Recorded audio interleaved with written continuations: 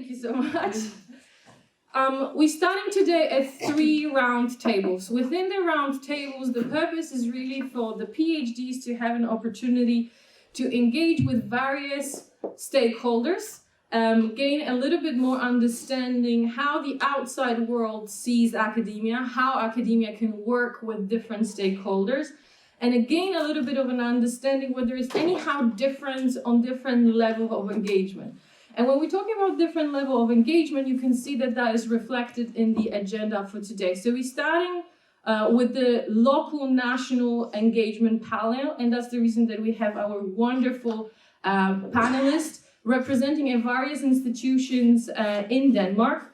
We have representatives of private industry, politics level in a person of Morten and I, who will have a chance of introducing Morten, obviously, as other panelists just in a second. We have Mette, who will represent the buying side and the municipality of Copenhagen, and Kenneth representing the Danish Competition and Consumer Authority that has a big impact on how the guidelines is, how the directives are implemented, what's happening, how the oversight of various aspects of procurement looks in Denmark. And of course, with them, we will be talking mainly not about procurement itself, but how and if they at all work with academia, and we will try to learn something from it. So what can be improved? What can we do as an academics better? And what advices they might have. So let's just start with that. I will try to see whether this will work. This is not working, Sven, so can you just flip for me slides, please? Can I try again? Let's see. Yes. So as I mentioned, I will start with a brief introduction of our esteemed panelists. Mette is a project manager at the Municipality of Copenhagen, and she focuses on the sustainable food system. For anyone working with sustainable food, you all know that Copenhagen and Municipality of Copenhagen is the poster child of how you do this. It is renowned across Europe, is used as really the way to go about it. And both Mette and Bettina, who also many of you know, are really at the forefront of a lot of these aspects. 10 years of experience in private sector. So what I'm also hoping that during the breaks, you also pick a little bit of Mette's brain, how this can work for you, what you could do, how you could engage with also private sector, not only the Municipality of Copenhagen. And besides Mette, we are joined by Kenneth. As I mentioned, he heads the division of public competition in the Danish Competition and Consumer Authority. And that authority is quite prevalent in all aspects relating to public procurement in Denmark. And we have Morten, that many of you already had a chance to meet 2 days ago, where we were so kindly hosted by the Dansk Erhverv, so the Danish Chamber of Commerce at Borsen. For those of you that didn't have a chance, meet Morten. Morten heads public-private cooperation at the Danish Chambers of Commerce, and he is as an advisor to various institutions with more than 10 years experience. And as I mentioned, also have been a mayor. So we also have the politics, the policy aspect of it, and looking at it from electorate even standpoint. So thank you so much to all 3 of you for joining us. We are extremely privileged to have you with us. The way how we go about it, if time allows us, and we might adjust as we go, but we prepared some questions. And what I think is quite important to highlight, that those were not questions designed by me, but those are questions designed by many of the PhDs in the room. So they reflect really their interest and some of the questions that they might have to panelists such as yourself. So we will start with some general questions, and I will ask each one of you to give us a little bit of your thought. Then we have 2 rounds of individual questions to each one of you, based a little bit related to what you've been doing in your work. And then we will open the floor for the PhDs and other guests that we have in the room to have an opportunity to ask questions. How that sounds? Interesting. Good, great. So let's get going. We'll do our best. If the tech will work. Sven, I think I need help. Okay. Yep. There you go. So question 1. How do stakeholders typically collaborate with academic researchers? And this is a little bit leading question, so I would actually want to open it up further. Do you work at all with researchers and academics or your institutions? And if you do, usually in what capacities? What we do for you, how we collaborate, what's happening? Kenneth? Yes. Mette? Yes? Yes, I can. I'll gladly tell you something about how we work with academia, because we do work with academia. As Marta just said, I'm lucky to be in the municipality of Copenhagen, where we work a lot with the food and towards more sustainable food system. And because we have this one focus, we are able to prioritize our resources, even though we are in a municipality where we do not have any money. So somehow we are forced to cooperate with academia through our EU participation in EU projects. So we try to participate in EU projects where it's relevant to make an impact through public food procurement. So that's our focus when we enter EU projects, because we are actually that lucky that people come to us and ask if we want to join. So right now we have 4 or 5 EU projects where we, in each and every one of them, work towards a more sustainable food system through public food procurement. Sharing our knowledge, but also having the cooperation with the academia, because that's what it's also give us, these EU projects. Typically they are, in some of them, academia participate, and they have their focus on collecting data, which is one of those things that we do not have the time for. We have to do our tender materials, and we have to follow up and make contract management. And this about having time to follow up on data for our innovation activities, that's difficult for us to prioritize. So that's where we see a great opportunity in the cooperation with academia, is to cooperate with preferably our great projects and then collect data in a cooperation. So it's important for us that it cannot contribute to the municipality. That's what we try to do. Thank you so much. Kenneth, would we kindly ask you to chip in from your perspective? Yes, thank you. Nice to meet you all. So many talents in one room. I'm curious when you should stop calling people talents and just excellent scholars. But I think some of you are young enough to be called talents. My name is Kenneth. I'm from the Competition and Consumer Authority, as Marta said, and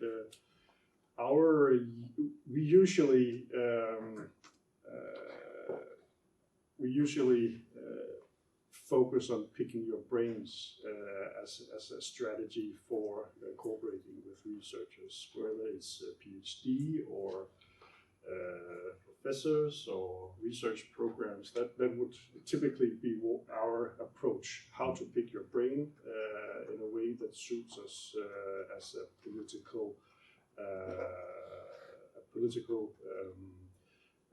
in preparing our political work.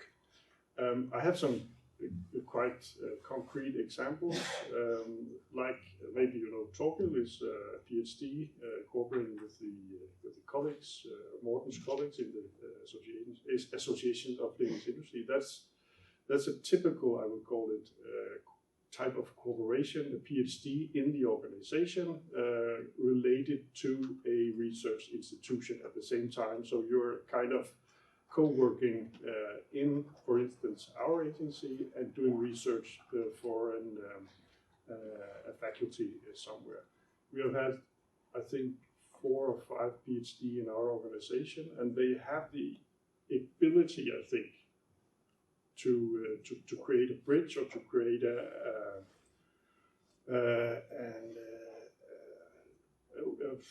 quite robust cooperation channel because they are in both worlds at the same time. There are also some challenges. We can talk about them later, but the PhD cooperation is quite valuable for us.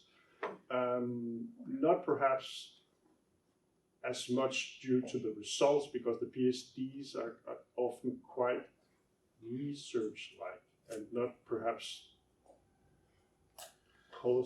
policy-oriented in a way that is usable in the first instance.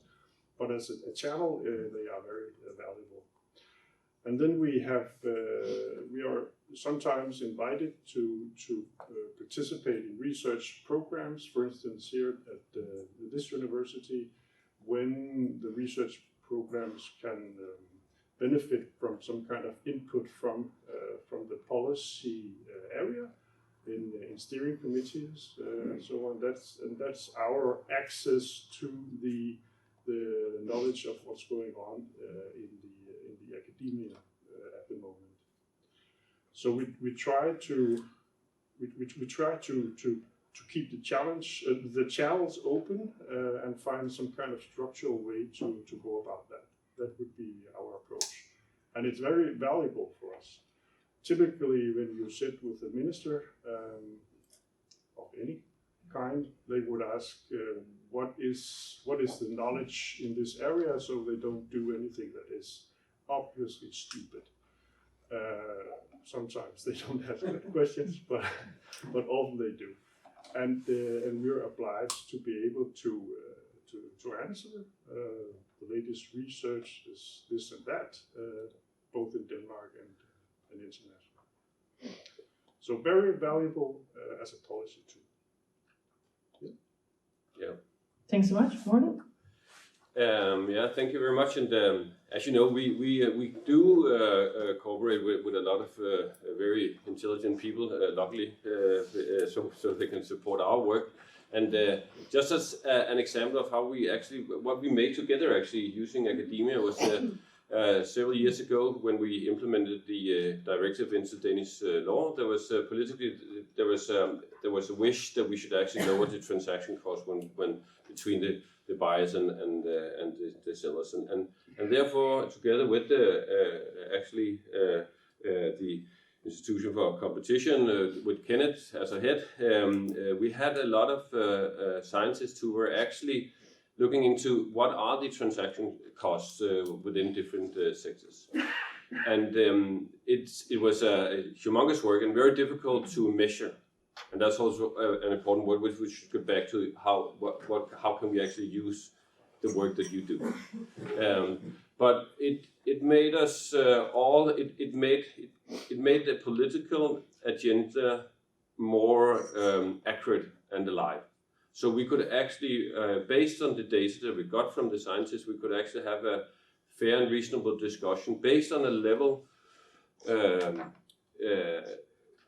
same level of knowledge, not about this is what I like or this is how I feel, but actually we had some actual numbers, and that's very important for us when we have the discussion, because we have different kind of viewpoints. I mean, the municipality of Copenhagen, of course, they have maybe a slightly different opinion about how is the transaction cost and what causes it than we do in the Chamber of Commerce. But in the end, if we should actually do something about the transaction cost, we need the data. And we had the data, and luckily the dialogue between the when you make a tender and hopefully, I mean, there is a before and before there is the tender material is made, there is a dialogue, and it's increasing and makes it a lot easier. I think we have been able to bring down the transaction cost. Maybe you know newer numbers, but still, that's how we actually need the input from the academia, and we also on another level we use it whenever we have lots of these sessions in Børsen, where some of you were the other day, where we invite ministers and so forth to a whole day event where we talk about a certain subject, and I find that one of the best ways actually to get a qualified discussion during the day is actually to start off with someone from the academic world who has actually made a proper research and found who can bring us a new insight into this subject matter. Because then you have this, then it's actually the focus point, the epicenter of what we're talking about is actually made by the academic world. That's actually how I usually design our conference, or actually Malene does, but that's you know Malene. The brain behind everything. The brain, yeah, unfortunately 6. Yeah, thank you so much, Morten, for that perspective. So we have data collection. So if I can paraphrase and collect some of your collective thoughts, it's also academia plays a role in a way of doing the type of tasks that are usually taking a long time. And in the day-to-day busy life, you don't have the maybe resources or time to really put that resources to specific tasks. So actually we can contribute with some of those elements that you can then take and hopefully utilize in making the impact. Thank you. Yeah, just a comment, because if we should utilize the work of the academic world seen from a political perspective, and when we try to persuade the politicians about, well, this is what you should do, then we need the numbers. I mean, it's very important. I mean, I'm sorry to say, but this is what do you call it? Qualitative research. It's very difficult for us to use. So if you want to have a political impact, then you should work with the numbers. Because if you go to a politician and say, well, look, this is what some clever head found out, then you can pinpoint and say, these are the numbers. But it's very difficult to go and say, well, this is based on a lot of interviews, this is what, there's a picture looking like this. That's just to say, this is how it works in the political world. The numbers are more efficient than the thoughts or the comprehensions of a lot of interviews. But yeah, on the contrary, I would say for us, it's very difficult to have the time to make the qualitative data collection. That's actually where we right now are cooperating with the university for this data collection, making the interview with those using, those buying in the schools, the kitchens, those buying the foods. We have a PhD student collecting data, making the interview. How does this crazy idea work in the real life without being affected by our point of view? And then we can do some collection, send out questionnaires on our own for those more easy counting data for us. But that's also not to convince. No, I don't. That's because so that's another context. It's another context. It's behavioral about how the kids are thinking, what they think about the food and so forth. I believe it's behavioral. It's not. Yeah. What we have this potato activity. Is it something that we really should continue working with, where the kids are growing their own potatoes, meeting the farmer, and does it really have an impact on the understanding on what does it mean to be a farmer, and where does the groceries come from? So that's where they support us. So for us, it's important to have this support in collecting the data. Absolutely, and I think that what comes out of what you're saying is that there is a space of doing different research and have impact and collaboration with different stakeholders, because not everyone might be interested in specifically political impact, they might be interested in other impacts, so there is a space for everyone, which I think is a very encouraging, having in mind that we also in the room have a representation of different sectors. The PhDs that are being done are across various disciplines, so there is a space of engagement in all of those. Thank you so much for that. Question 2 is, what drives your interest in partnering with the academic and research community? And I know that in a way we answered that, and there is a certain overlap to some of those questions. So if you feel like there is just one sentence to add, please do so. If that kind of drives you towards different direction and there's some other thoughts popping up in your head, please do so. But what would be the element that sort of makes you think? I think Mette, particularly interesting was this comment of yours when you said, well, there are different projects, and I imagine that municipality of Copenhagen becomes a little bit this very attractive partner because how progressive you are in some of this sustainability related food procurement. So let's say that I might be projecting, correct me if I'm wrong, but let's say that there's a lot of research interest right now to pick your brain, to work with you. How you choose which one to engage, which collaboration is of your interest. And that's amongst similar line, that question of course is extended to also Kenneth and Morten to you. Right now, what we have done until now, that's this cooperation through the EU projects, because there we also get some funding.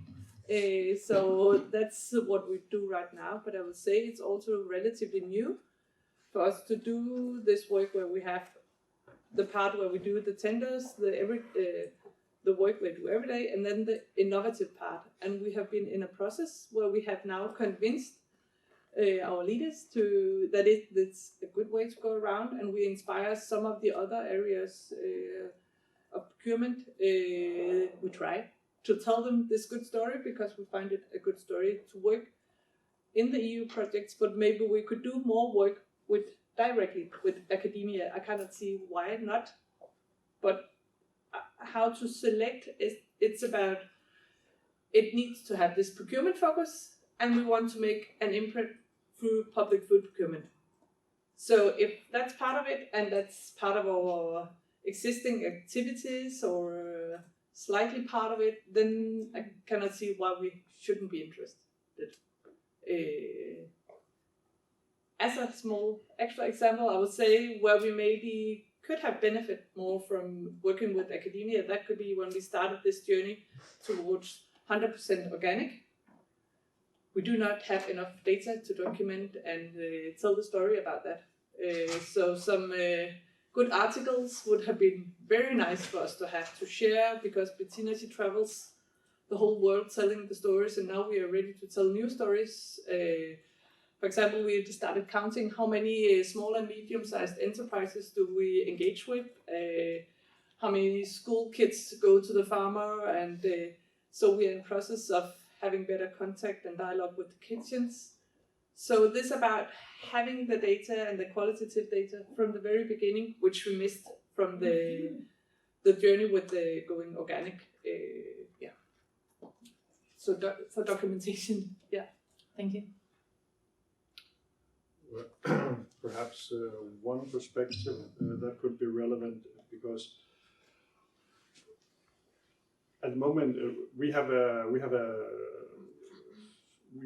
database of procurement procedures. All the announcements and the notices from the European procurement database TED is downloaded to our agency, and we do some kind of cleansing and quality ensuring, and that takes a lot of work actually. So we have decided that it would be efficient that if only one institution did that. So we have taken upon that task, and that of course means that there are some other tasks that we cannot perform at the same time because we have so many hours. But we have decided to provide these data to the research community that are interested in looking at them. And that is perhaps some way of going about the cooperation, that you perhaps try to specialize in what you do best, and researchers do research best. And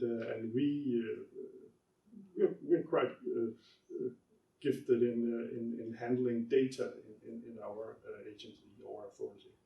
So I think our interest is at the moment to try to multiply the effect of what we do ourselves by providing data and knowledge to be processed further on by research communities. And I think it has shown some strength, because we're getting more research out of it in the long run.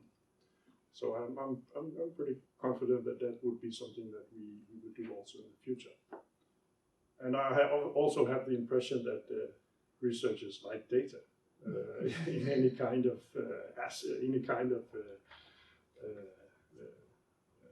how it looks. Yeah, thank you. We do actually, what we mostly use the works of the academic world is that we read it, and we have more than 18,000 members in the Danish Chamber of Commerce, and then we cherry pick what we believe that they would find interesting. So I mean, in that sense, we are cherry picking on behalf of our member companies. But we are also actually engaged to some extent in actually doing some academic world work ourselves. For example, when we looked, we had different methods when we looked upon how the tenders were they green in the procurement, because you made a computer or some that could scrape the words out of the tenders. It's because the public sector in Denmark, they have a humongous lot of money, so they could pay for it. We had a student, and this student was reading a lot of tenders, actually seeing if there is in the evaluation criteria if there was some demands for green in the tenders. So we use actually also especially students to gather the information for us to use. When and we have the same agenda, actually, that's also a very funny part, because the politicians in Denmark, they all say, hey, go and be so green, everybody, yeah, hallelujah. And it's like, taking someone who can't swim to the sea and say, go swimming, goddammit, go swim. So the municipality of Copenhagen is lucky because it's big, and I think your spend is like 12 million a year. Billion? I don't know. Billion, a humongous number. I mean, it's 1/10 of all what's bought within the municipality. So they are also rich. And we have the same agenda that we actually want to drive. We want the buyers to be more green. We, as representative of a lot of companies in Denmark. And it's because we can see there is actually, we will benefit in the long run. We will benefit if we can it will be a competitive advantage if we can actually, by the help of you acquiring the green products, then hopefully the green product will be interesting enough for someone else somewhere in the world to buy. So that's one of the reasons why we actually would like to have sustainable procurement. And we will get back to this later, I think, but it's a question about how do we actually get from the point from what the politician they want, because when they have said what they want, well, then they're out of the game. They believe then it will happen in some miraculous way. It will happen, but that's not the real world. So therefore, we actually need to activate not only scientists, but also the ones who are helping the ones who are buying the products to know how should we actually implement the green procurement demands in our tenders. Yeah. Thank you so much. The third one would be, and we already had some great examples, so I'm hoping that you might come up with a couple more. And then this question related to sharing an instance of your collaboration with academic professionals. What factors contributed to its success and what areas needed enhancement? And I think that is in general an open question. In other words, what are the success stories and what are some pointers that you can say, if you replicate as young academics, if you replicate these methods, if you kind of take those considerations in mind, that can help you out in engagement with various stakeholders. And also, I think what we managed, hopefully, from yesterday to really establish in that room, and I can share that with you, is a certain sense of vulnerability also of saying, this absolutely didn't work out. And those were the sort of downfalls, or maybe possibly, I think that there's space to improve, or those are certain risks, what could be done better. So if you could share some of those with us, we would be extremely grateful. Kenneth, I have a feeling that you might have something in mind. Well, I have a small point, perhaps. I think one of my personal experiences is that it is quite important that as a scholar or researcher that you make it clear to yourself that in my world, in the world of supporting the political level, there's no problem that is only legal or only economical or only social or whatever. So the what you could call perhaps the humility or the awareness that you provide a small bit of research that is relevant, or perhaps a bigger bit of research, but only a bit of research, that you have to cooperate or play a role in a bigger picture. That is something that I think is, as a mindset, one of the most important takeaways. And it's not, of course, not easy, because how do you know what kind of reality you're playing into? And well, you could ask, what would you like to use this research for, or what would you like to use this result as a part of? And therefore you will, I think, be more able, more precise in providing the kind of help to the processes that you are committing to be a part of. Well, it's not science at the top level, but I think sometimes we meet scholars that have perhaps are a bit focused on their own research, and has some difficulty understanding why it's not important to other people to the degree that they find themselves, and that's quite understandable. So it's kind of, I think, small tweaks in how you communicate, how you present your data, how you perhaps ask how this can be more relevant on the other side of the table. So I think it's more of a communicative issue than it's a research issue, because, and this is the good experience. When you talk to researchers about their research, there's always something that they didn't mention that is even more interesting than the ones that they presented, I think. So perhaps, yeah, the humility to ask what kind of relevance can we bring to the table. That could, I think, strengthen the cooperation or collaboration. May I add? Yeah. Because that was actually also one of my points. I'm sorry. But just in another way, yeah. This about understanding your stakeholders. And I don't think it's a small task. You have to see it as a rather huge task to spend time. I'm here to understand who are you, and to have the best result. It's very important that you understand who is it that you try to work with. So yes, you can ask, how can I contribute? How can my area of knowledge contribute to you? But maybe it's also just important to try to understand, who am I sitting in front of? What have you done? What other activities have you been doing? What is your area of interest? Why are you into this? Why are you even sitting here in front of me?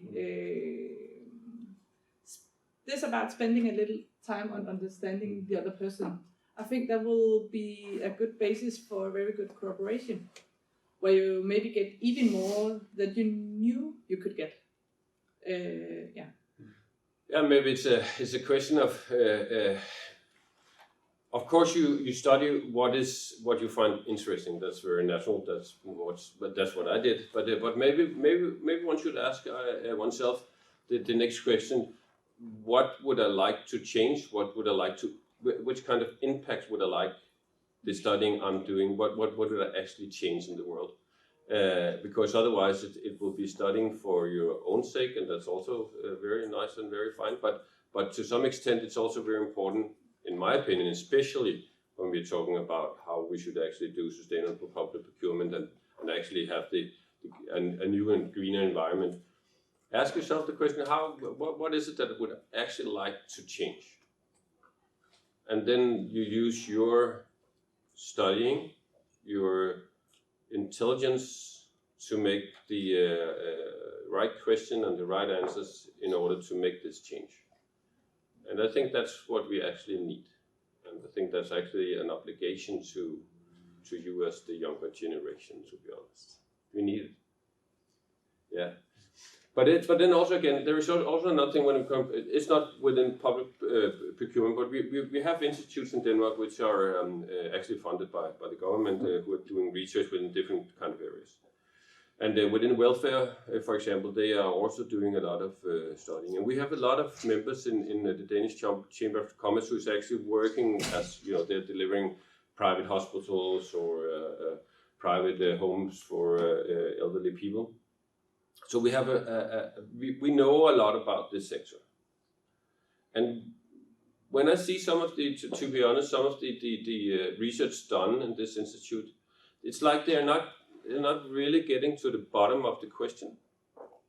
I mean, it's like they say, well, now we have found out that, for example, there is a difference between a Dutch model for taking care of elderly people at home and the Danish model.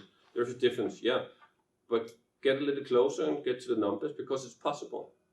And I think that's where it's actually, maybe to some extent, some places, the science become a little bit political influenced because then the devil is in the numbers.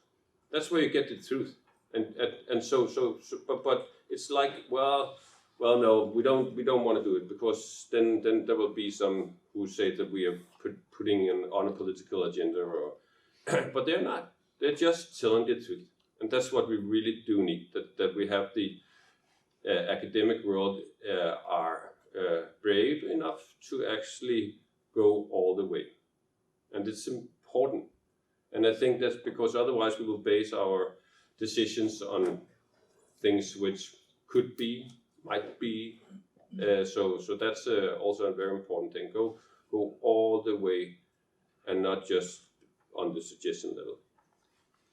Thank you so much. I think I'm grateful because it's quite reassuring to hear your opinions all day yesterday. Actually have been very much focused on trying to work on communication skills on the side of research, on understanding your stakeholders, how you work with your stakeholders. And we will be continue today discussing how you ensure impact of your research. So very much echoing your interests, your needs, and the points that you're making are very important from a perspective of your stakeholder group. So I think that's really great. Thank you for that. Maybe have an extra comment. Yeah, of course, please go. Okay, I think it's so important, this topic.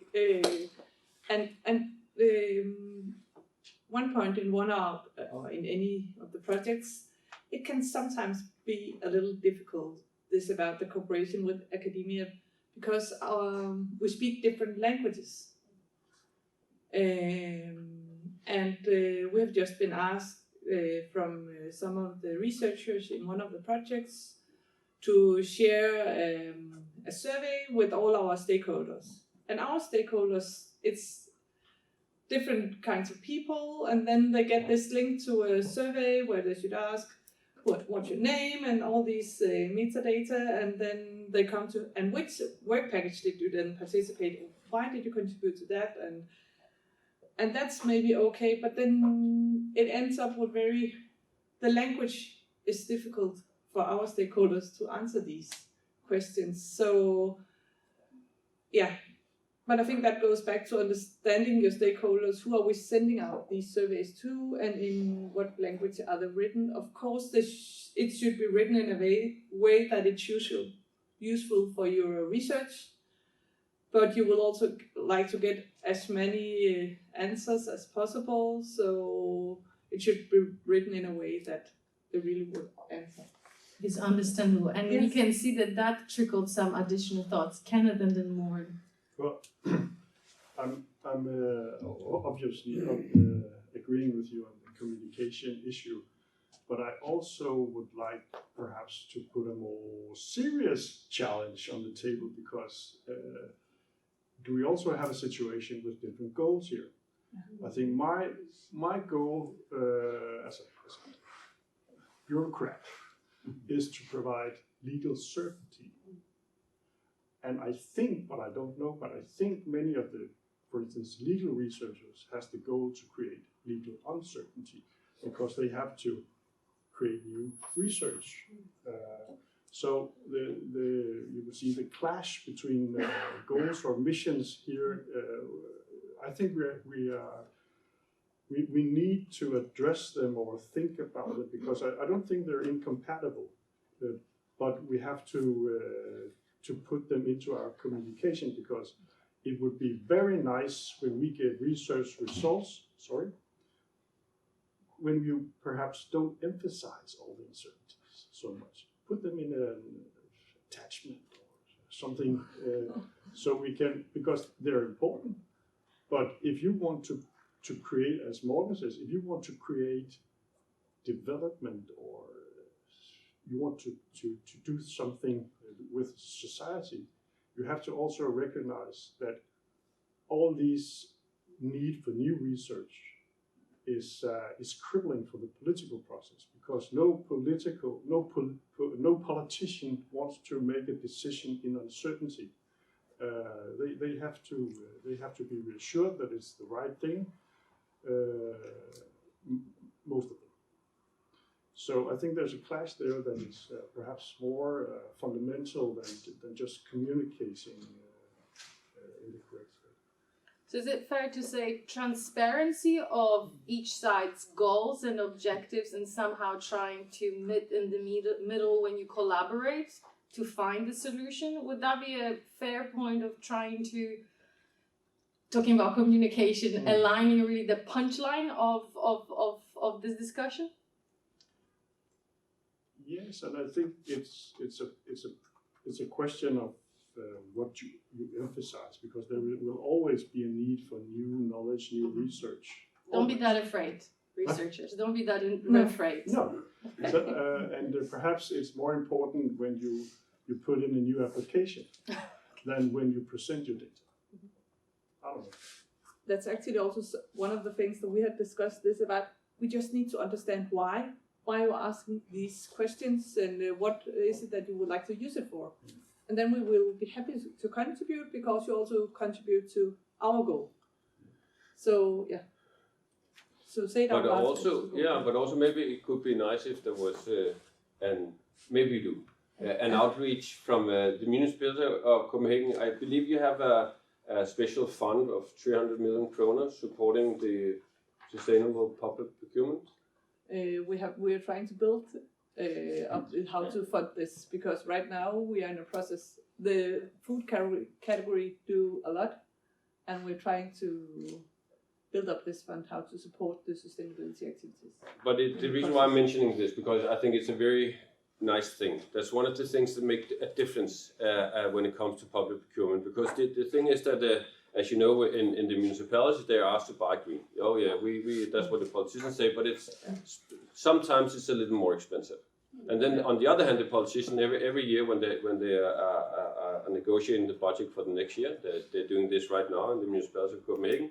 Then they say, well, go to the Department of Procurement and ask them to make an effort to save a lot of money buying stuff. I mean, so they ask for green procurement, and on the other hand, they say, go save a lot of money. Yes. It doesn't really work. So therefore, they have, if it works, in Copenhagen, if it works, and they have this amount of money supporting the green procurement, then we would be interested also to actually have this very good example being studied by academia, telling what is right and what is wrong, because we can use it. For example, to say there is a level of how much the municipalities must use all over. Then we could go to the politicians and say, hey, maybe we should actually, in order to actually change the public procurement so as it gets more green, we are talking about the public procurement in Denmark is the carbon footprint is 16 tons a year, I think. 16 tons a year. So it's actually quite a lot. So if we can actually measure what have this funding done within we should work on this. So we need some of you guys to help us out here. Then we can use this example to go and tell the politicians we actually need to do something about how we do the economical environment. What we need to change for the municipalities in order actually to make a more public green procurement. So that's another way that we could use an example, good example. We need the academics' way of looking at things. So we have a product which we can use to persuade the politician in Christiansborg to how should we actually what they should do in order to lower the carbon footprint from public procurement. Yes. So we have an example. Maybe it's good. We hope. Yeah. We're crossing our fingers. Yeah. Well, I'm very glad of having such an engaged panel group. We're running a bit out of time, so we will improvise slightly. And what we would do a bit of a round of speed questions. So I will ask you to be very precise, thinking bullet points. And rather than actually opening that question specifically to Kenneth, I will open that question to all three of you. If you can think about 3 competences, 3 elements that if you would have a young PhD, and I want to re-emphasize, when I use the term young, I mean young in career path. We don't talk about age in any way. No. What you would say are 3 competences, skills that they should work on to be able to work with various stakeholders group? I have 3 words. Go with 3 words, Morten. Know your numbers. No. Okay. You don't work with Morten if you don't work with numbers. Okay, Mette? Yeah, I would say be curious about who I'm working with. Yeah. Supporting the prior two, I would like to emphasize the need for real craftsmanship.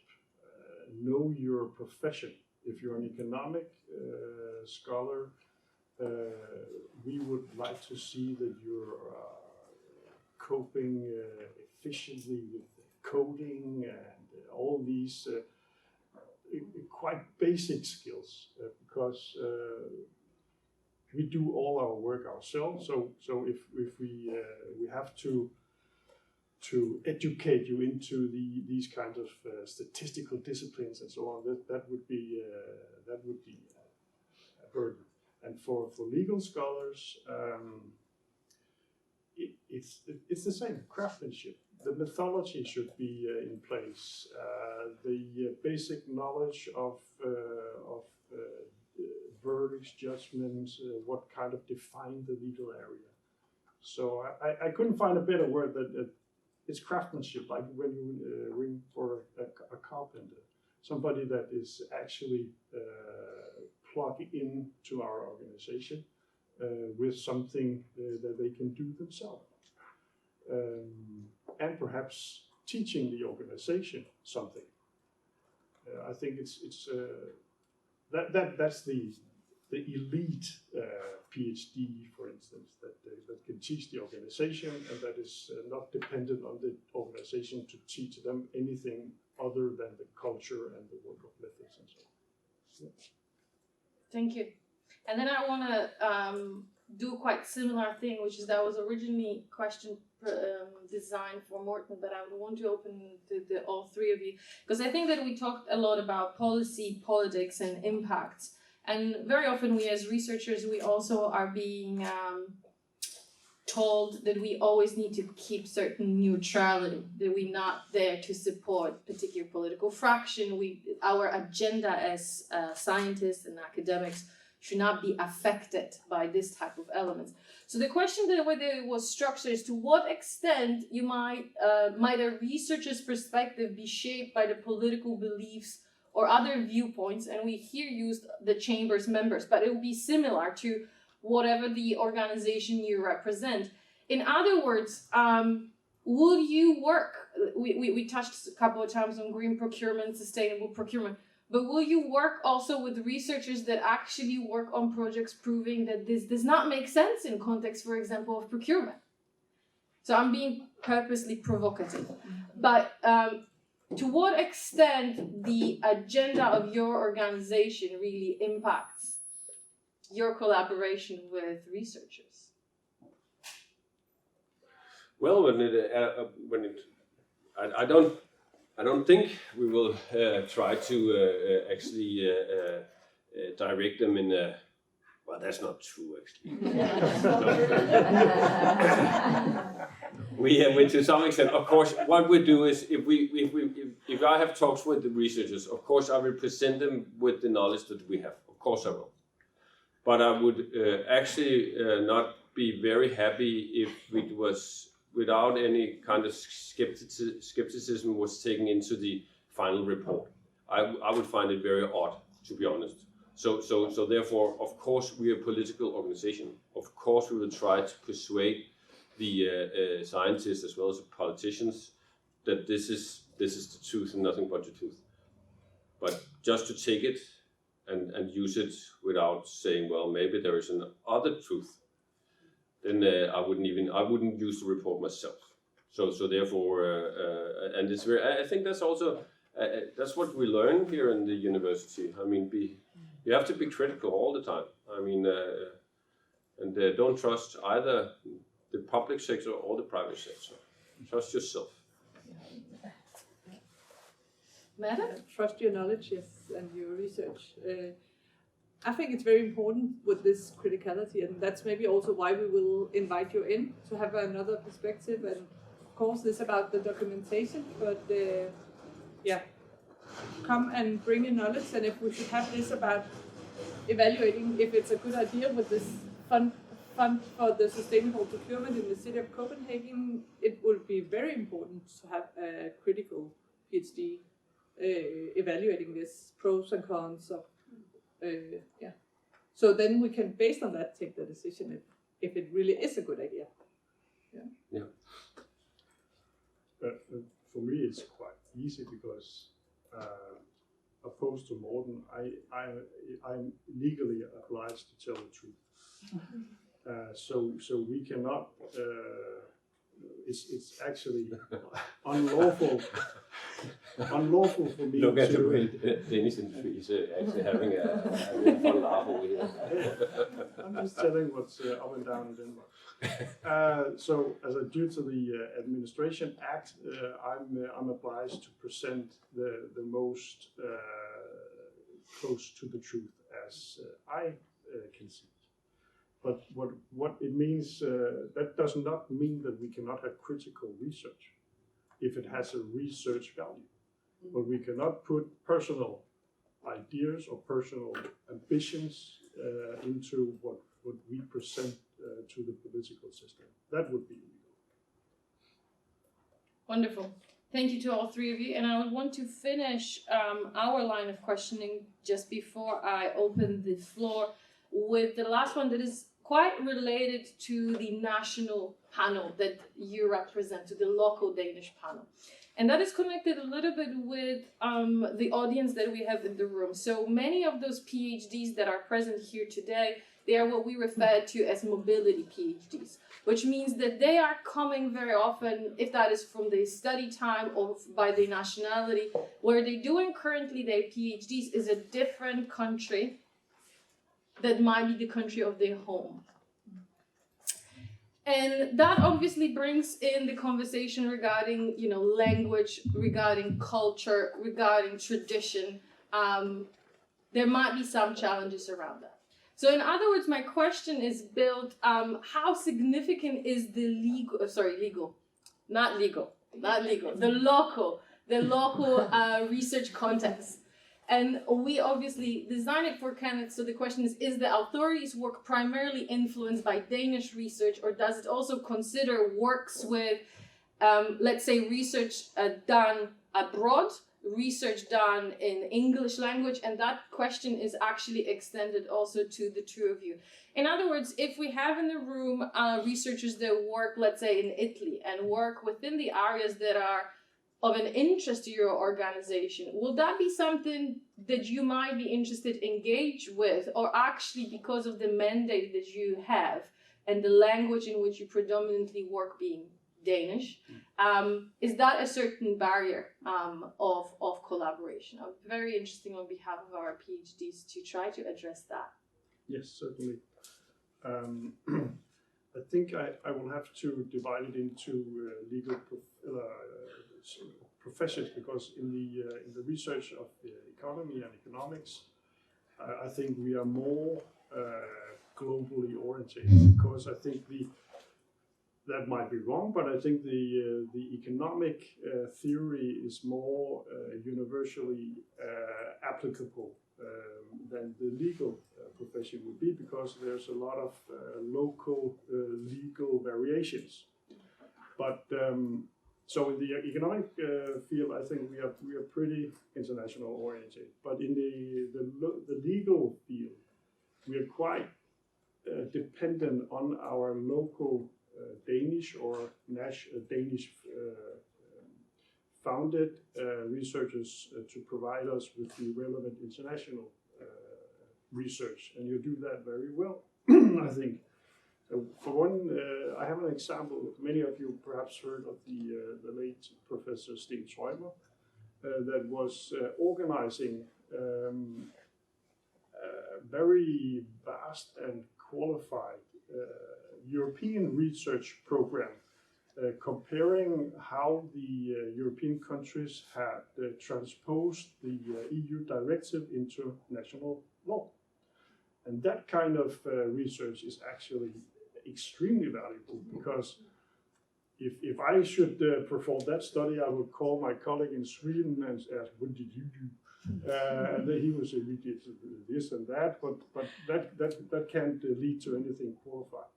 So when we can get these international benchmarks or international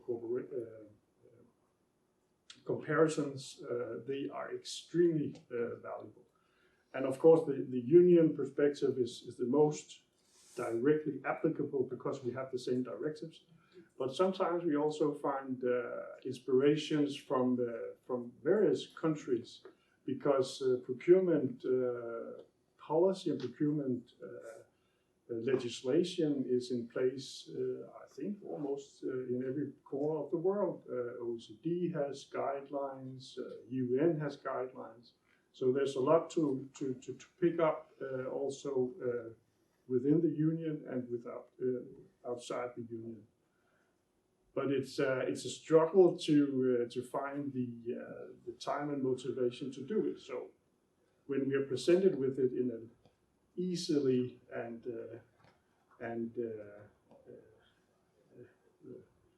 in a manner that is quite easy to apply to our work, it's always fun, more fun.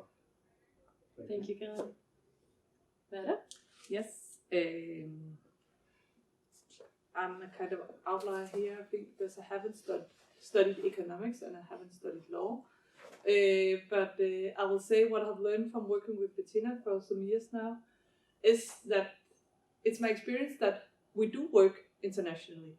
And for the last year, we have written the not scientific papers, but reports about how to do some of the procurement activities. They're all written in English as part of these projects, and it's about how doing, among others, DPS, dynamic purchasing system for groceries in season, and we have done some other reports. So I think we have an international perspective, and in some parts of the procurement process, I see a lot of opportunities, and I also have also experienced how Bettina's perception of some of the opportunities within procurement, public procurement, has developed, and learned from Italian, and learned from Austria, and learned from other cities in Europe. So I think the cooperation is very important, and but there may be some legal parts that are, I know that there are some parts that are not the same, but for us, as I think we have a very international perspective in our category, but I think some of our colleagues in the municipality may not be that open, but we have, but I think we are kind of open to that. Thank you. Morten? We are cherry picking the results from the studies done in Europe, and then we go and we go to Kenneth, for example, and say, well, look what they can do in Italy. Why can't we do it in Denmark? And that's how we use it cross border. Be aware there are also Italian students here. Great. Well, thank you so much for these perspectives. We have right now about 25 minutes to open the discussion to the floor. So give you an opportunity to comment on what you heard, maybe share some of your thoughts or ask further questions to our panelists. We have Filippo with us with the microphone, so I would just kindly ask you to raise your hand and just tell us your affiliation and pose the question. Chiara. Filippo?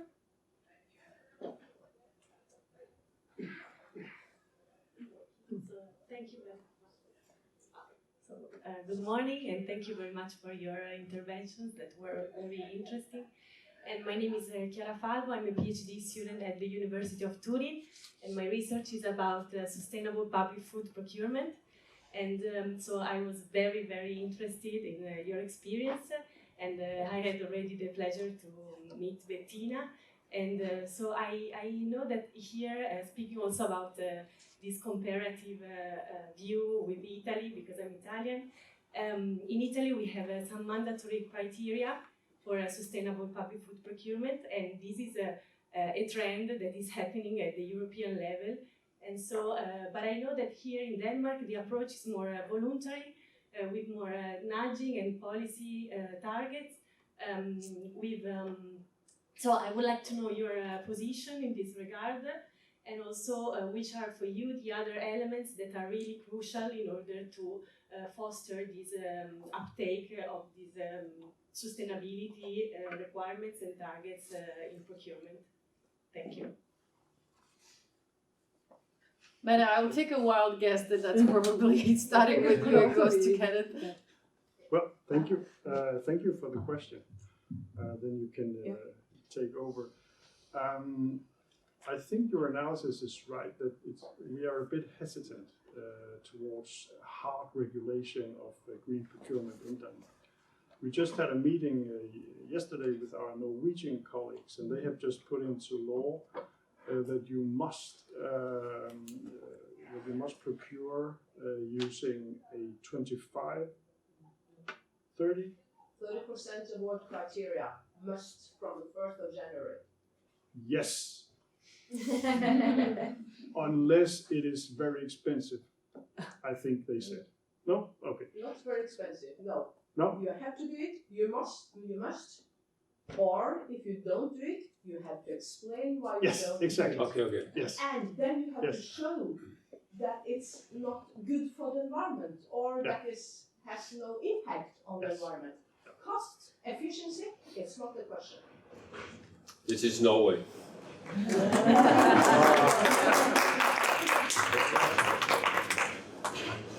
I hear some nuances in what they told us and what I'm hearing now, but it's very interesting, and it's quite in line with what's going on in the European scene.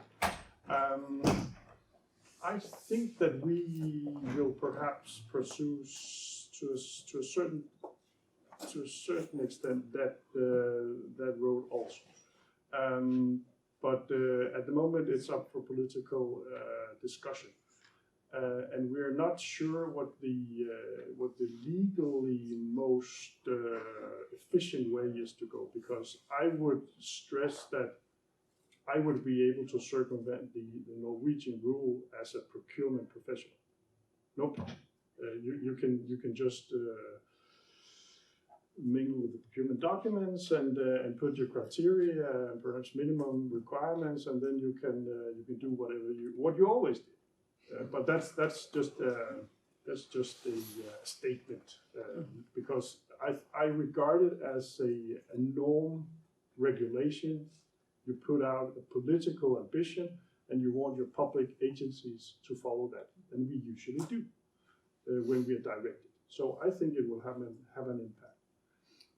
I think in Denmark we haven't had the discussion yet, but we have a legal provision that allows us to put rules like that into effect tomorrow if the political will was there. So I think that what's going on in Norway is interesting.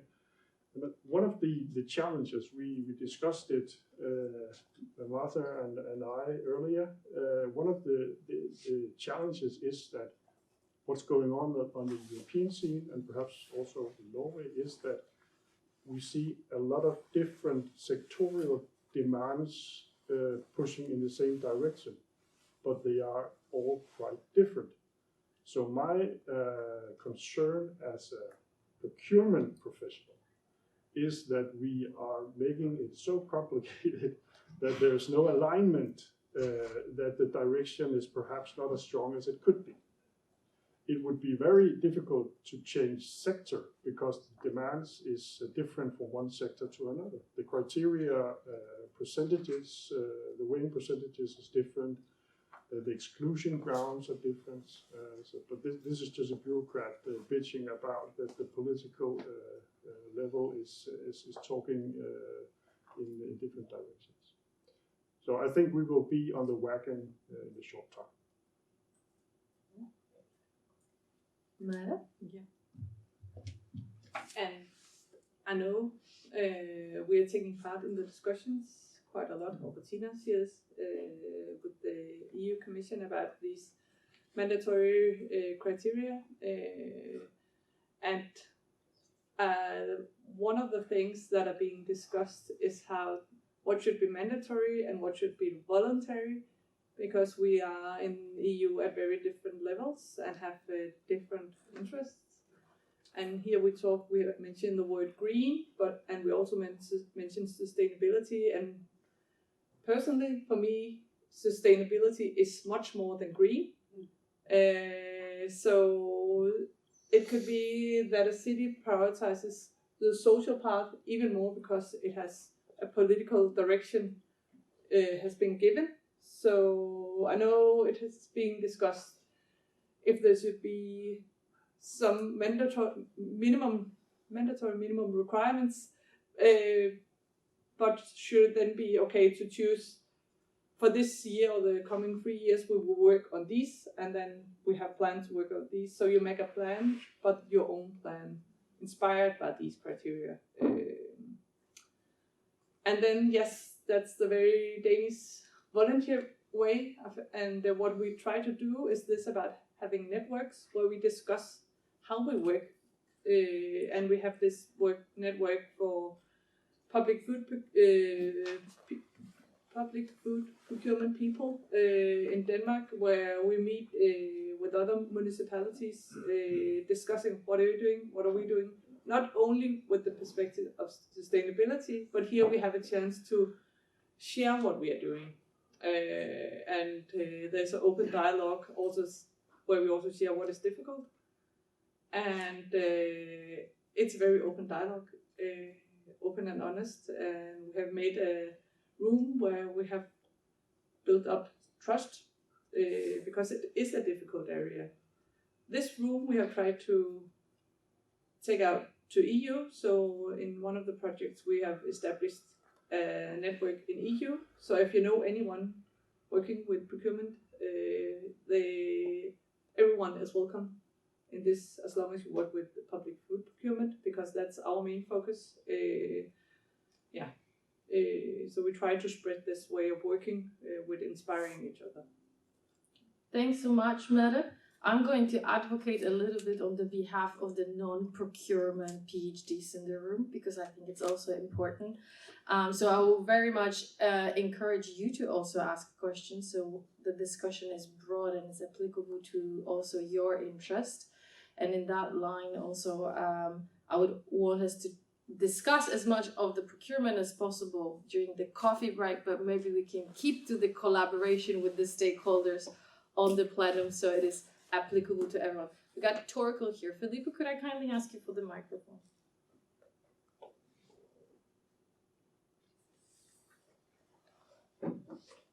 Thank you.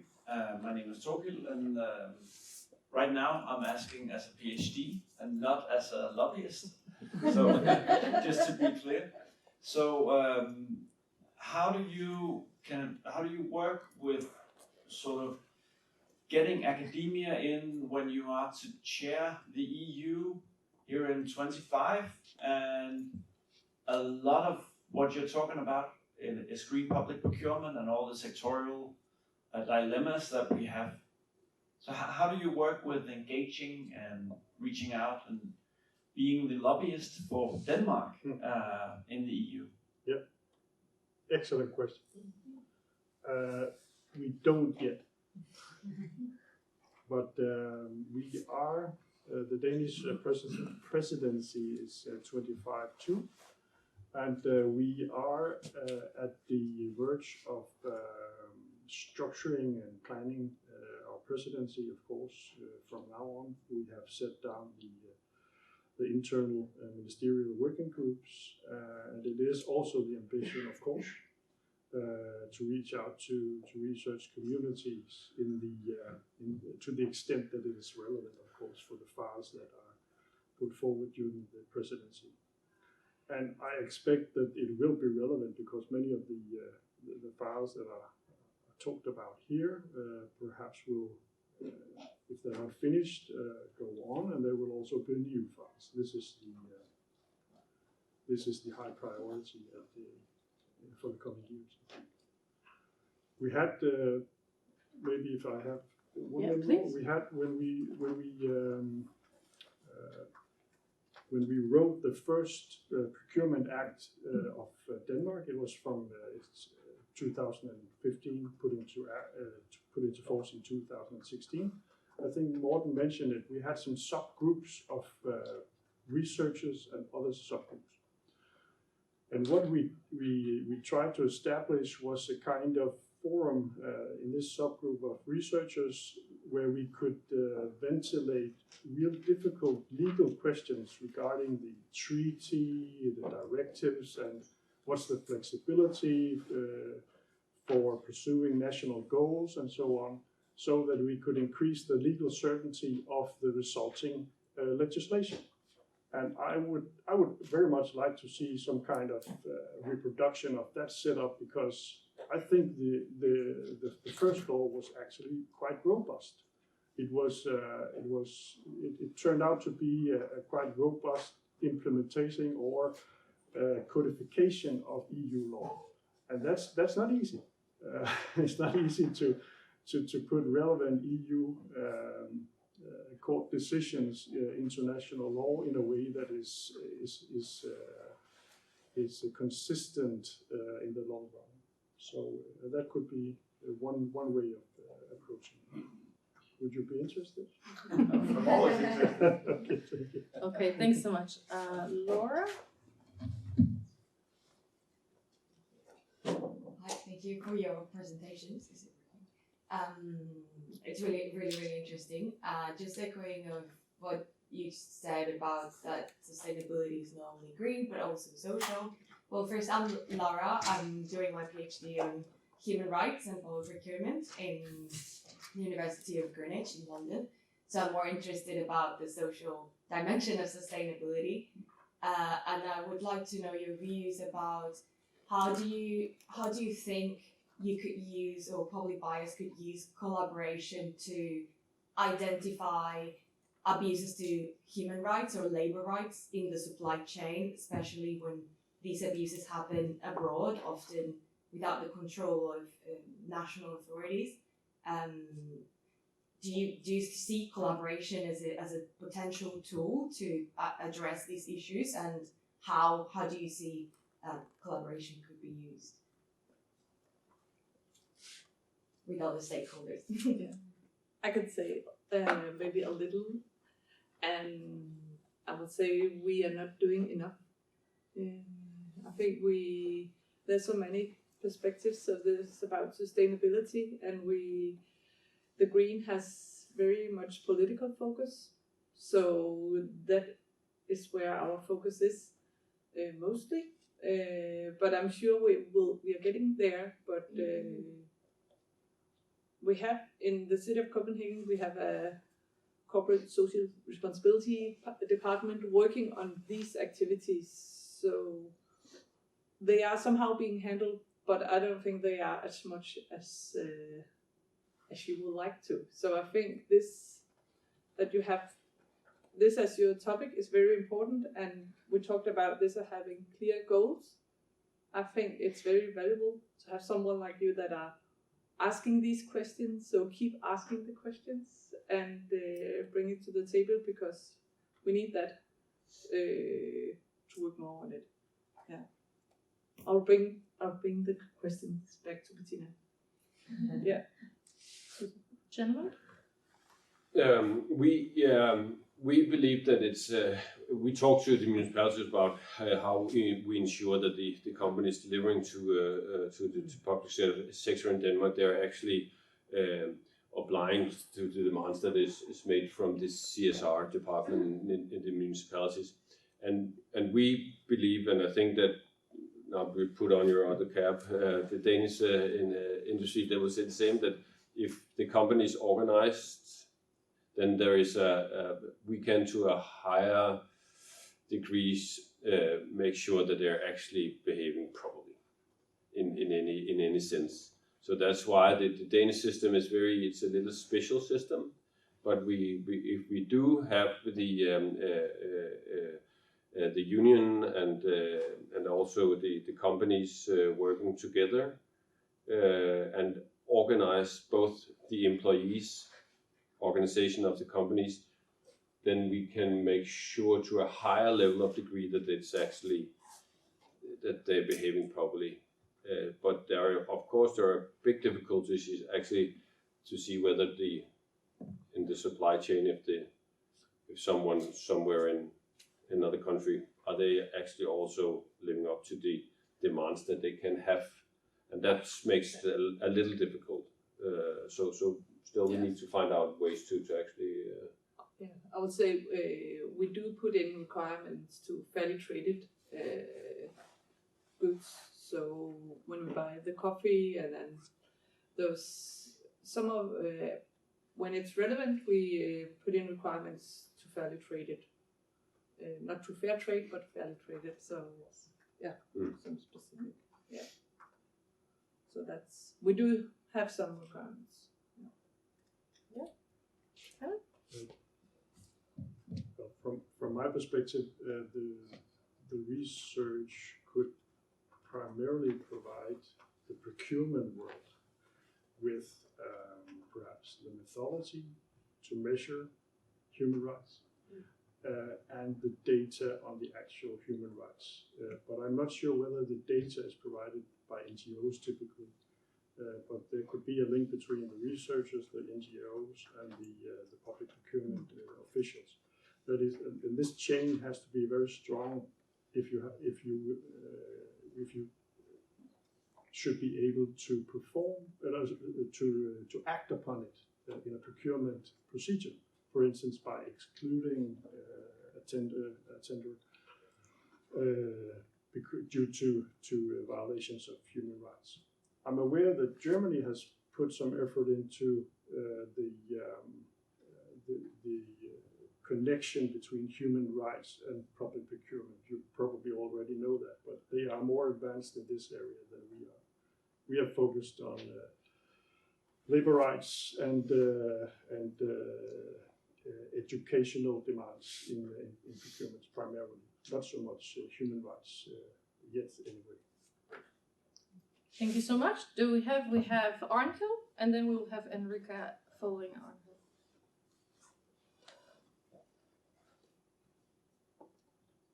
Thank you very much. It's very interesting, these topics where we are discussing. My name is Arnhild Løyde-Jønnes. I'm going to be in the next one. Yeah. But I'm very interested in these topics because Norway has just established a new law commission. I'm in that law commission, and we're looking at the questions that you are talking about. We will have a chapter in the legislation about the sustainable procurement. As I said, the government, the minister has already decided that green procurement, 30%, at least 30% award criteria from the 1st of January. Next year, we have all the other, as you say, sustainable criteria as human rights. One big municipality excluded companies from taking part in a competition if you could not fulfill the human rights criteria. And everybody said, "Oh, what is this? Is that allowed?" Yes, it is allowed. So you see more and more. But it depends as well from country to country. Many countries have big municipalities. If you compare Norway to Denmark, you have big municipalities. We have municipalities where there live 300 people. They should not be allowed to be a municipality, if you ask me. and you see, those cannot make the effort to do all these things. So we will see what is going to happen when this new legislation takes form. Okay, thank you. Thanks so much, Andhov, for the comment, and we can just go straight away to Enrique's question.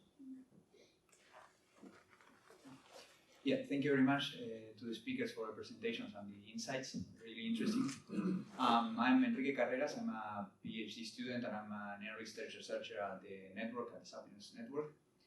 My question has to do with the organizational aspect of this, because it is my experience, at least in the public sector and international organizations, that there is a momentum towards a special interest, an agenda, whatever it may be. And oftentimes I see that maybe it could be the case that organizations can not cherry pick, but give more attention to the specific pieces of evidence that back their own ideas. And so my question has to do with this issue, whether it could be the case that disruptive evidence is neglected and this dynamic. Thank you.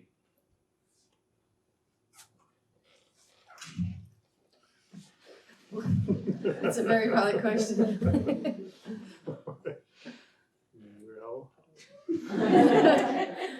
I think it was for Kenneth. Dead silence. now this will be a personal perspective.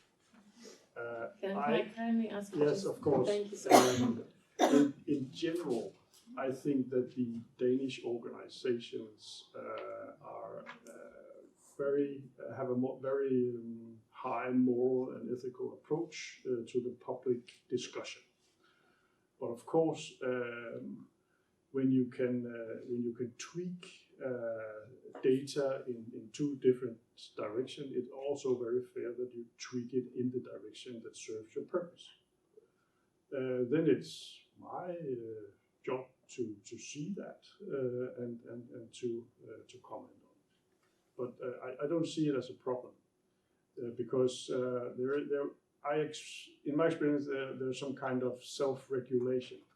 If an organization, for instance, Morten's organization, put out some research or something that is clearly crazy and not based on nothing else but views. We don't do that. And opinions, people will say, okay, no need to listen to them. So the self-regulation is in place, and we see it very seldom, I think. We see it more perhaps from private think tanks and that kind of institutions that has a well-defined long-term purpose of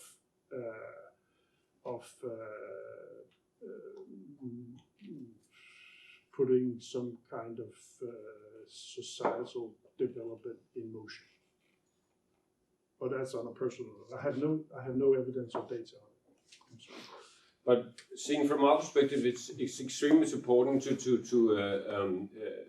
it's about credibility. I mean, as Ken said, if we put on something, just everybody say, yeah, it's because it's the Danish Chamber of Commerce. We will use our credibility. So we try not to actually promote ideas. We would like to promote facts. And it's also because working together with the public sector, it's important that we move along in the same direction towards the overall goal. And I think one of the issues and one of the problems here in Denmark is that when it comes to sustainable public procurement, in our opinion, we are lacking actually a goal set by the from the government concerning we would like to reduce the carbon footprint with like 30% or whatever. We are lacking. This goal is lacking, and it makes it a lot more difficult for us, because we do actually like to work together, to actually where should we go. And then also, and that's what we also talked a little bit about the other day on the Danish Stock Exchange, where are the tools where we can actually, on an accurate level, measure the carbon footprint? I mean, that's still difficult, and it's we are working on it, and hopefully there will be some tools very soon. But so right now we are in a situation where we are lacking the political goal, and we do not have the tools to measure if we're going in the right direction. Thank you so much. I would kindly ask you to help me to thank our great panelists for such a